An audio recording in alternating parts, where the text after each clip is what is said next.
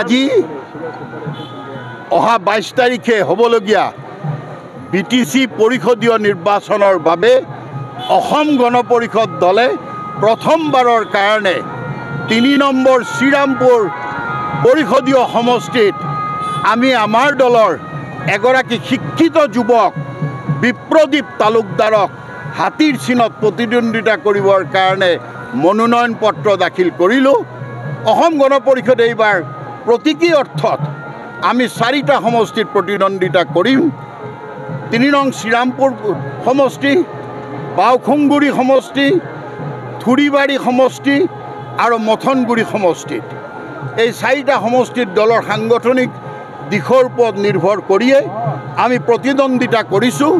এইকাৰণেই কৰিছোঁ যে কোকৰাঝাৰৰ বিধানসভাত BTC পৰিষদৰ বিধানসভাত BTCত বসবাস কৰা বড়ো জাতিৰ উন্নয়ন আৰু বিকাশৰ লগতে বসবাস কৰা অন্যান্য সকলো জাতি জনগোষ্ঠী ভাষা ভাষী সম্প্ৰদায়ৰ মানুহে তেওঁলোকৰ প্ৰাপ্য অধিকাৰ হকে আমি এক প্ৰতিবাদী কণ্ঠ হিচাপে আমি এই নিৰ্বাচনত প্ৰতিদ্বন্দ্বিতা কৰিছোঁ। আমাৰ লক্ষ্য BTCৰ সুশাসন, আমাৰ লক্ষ্য BTCত বসবাস কৰা প্ৰতিটো জাতি জনগোষ্ঠীয়ে নিৰপেক্ষভাৱে সকলো অধিকাৰ লাভ কৰক আৰু এখন সৰ্বাংগ সুন্দৰ BTC গঢ়ি তোলাত অসম গণ পৰিষদে ইয়াৰ মূল অংশীদাৰ হওক।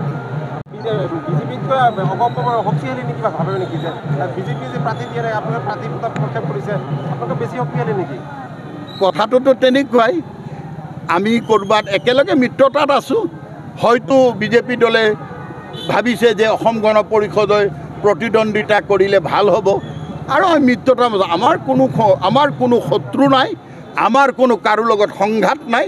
আমাৰ লক্ষ্য এটাই যে BTCবাসী ৰাইজৰ বেদনা আৰু তেওঁলোকে যে প্ৰাপ্যৰ পৰা বঞ্চিত হোৱাৰ কথা কোকৰাঝাৰ বিধানসভাত দাঙি ধৰা আৰু তাৰ সমাধান নিশ্চিত কৰা।